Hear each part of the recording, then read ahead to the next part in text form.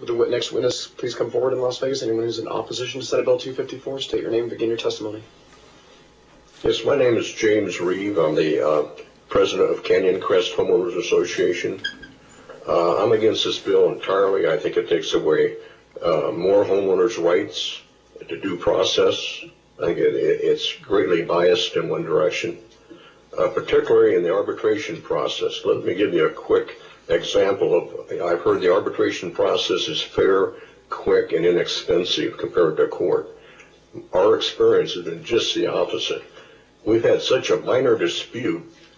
I'll give you just a quick rundown of what our dispute was with Summerlin North, the Master Association.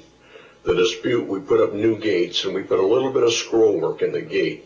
The old gates went to the junkyard. They were all bent and damaged. Summerlin North started fining us. They said that we did not meet the architectural review guidelines. The guidelines are 2 sentences. They state, the architectural concept must conform to the desert elegance theme. It states the theme includes a wide range of architectural styles. These styles include, but are not limited to, contemporary, Santa Fe, Southern European, Southwest, and Spanish. But we felt surely our gates fit one of those definitions. So we sat down with Summerlin North and we tried to work out a solution without an ombudsman. And their position was, we decide what the definition is. And our definition is that the gates must consist only of vertical and horizontal bars. Nothing else is acceptable. And at a tremendous expense, we would have to, take these gates down, probably around $20,000. There's 4 gates, input and output gate. So we said, well, we have a misunderstanding between us. We can't work it out. Our only choice to stop the fines, which were $700 at that point, was to go to arbitration and get a fair hearing. I mean, the purpose of arbitration should be an inexpensive process so you don't clog the courts. Well, this is what happened.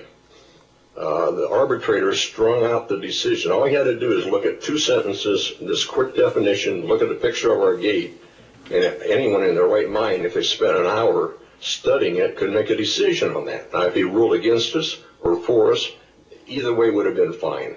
He strung this out for 6 months, every month sending us a bill and Summerlin a bill for approximately $1,000 with a note, if you don't pay these arbitration fees in 10 days, I rule against you. Now, if that's not extortion, I don't know what is. So we paid the fees, and it went on and on and on. Finally, he called a meeting that took 8 hours. He strung this out for 8 hours, no break for lunch, anything, asking the same questions over and over and over again.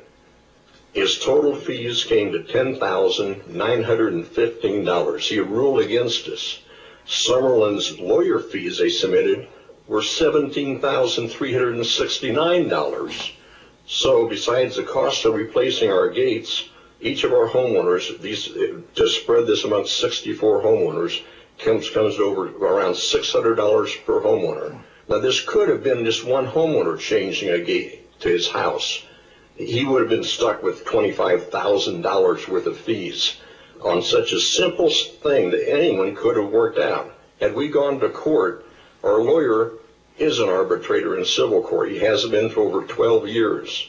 In civil court, the fees would have been capped at $1,000 if the dispute was for a case that was less than $50,000. You must cap these arbitrators' fees. Now, Mr. Afferberg, I looked up his record. In the 18 cases he's ruled on, the last 18 cases, he's ruled 17 times against homeowners. 94% of the time, he rules against homeowners. Now, clearly, the homeowner, if he has a minor disagreement with his HOA or with the Master Association, if he goes to arbitration, they are going to kill him with legal fees. There's no due process. An arbitrator under the real estate board can charge anything he wants. There's no supervision, so why would there be any supervision in this new bill? I had no confidence that the real estate board would control these arbitrators. You must cap the arbitration fees. I think someone mentioned there's a bill 448 where that bill would cap the arbitration fees. Why shouldn't a homeowner have the same rights in court as if in this arbitration process under the real estate board because he lives in HOA than he would have if he went to a civil court? A Summerlin never loses. I tried to, after this, I saw these legal fees. I met with Hal Block and his chief assistant. She happens to be one of the Architectural Review Committee, a member of the board.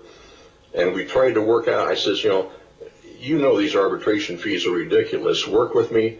Our lawyer has already written the state real estate board complaining about his fees and how he drug this process out.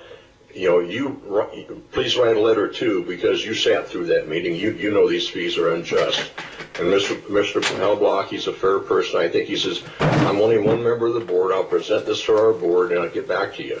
When he called me back, he says, the board is not willing to write a letter and complain about the fees. He says, you must understand, we have a lot of arbitration cases in front of our master association, and we don't want to aggravate the arbitrator community. I told him, it's too bad you don't want to aggravate the homeowners that you represent. But I can understand his position. They never lose. The way the system is rigged right now, and their lawyer, they said they're not willing to reduce his fees. His assistant called me back the other day, and she said, we're not going to reduce the lawyer fees one bit. She says, actually, she says, this whole thing wouldn't have happened if your board had been smart enough not to take this to arbitration. Can you imagine telling me that, by our board deciding to do what seemed like the common sense thing to do, that we were stupid to go to arbitration, and to try to get a fair hearing? And I told her, I said, well, I guess the only thing we can do now is we have to go to court. She said, well, that's one of your options. She says, but I have to warn you. She says, you think our legal fees are high now. You wait till we go to court against us. Somehow you have to fix this system. Homeowners have to have some rights. There are homeowners in this town right now who are losing their homes. Excuse me. I talked to one yesterday. On a real minor dispute like this, he's facing $20-some thousand worth of fees. They've turned over to a lien company, which, this is another thing, you have to control these lien companies. Their fees are not controlled. They've added about $5,000 to his bill. He has 4 children. He's just a common, person. He probably makes $30,000 to $50,000 a year. He cannot afford to pay these fees. They are going to foreclose on his house and throw him out in the street. Pardon me, sir. We've reached the time limit we have for each witness here. I appreciate your taking the time to come to the Sawyer building today to testify. And as this subcommittee did consider the bill you mentioned earlier, I think we do want to see an arbitration cap put in, just like there is for Supreme Court rules. So I do appreciate your taking the time to testify. Thank you for the consideration. We thought was very important. With the next witness, well, are there any questions for the witness? Mr. Crow, Mr. McArthur? No, thank you for coming today, sir. With the next witness, please.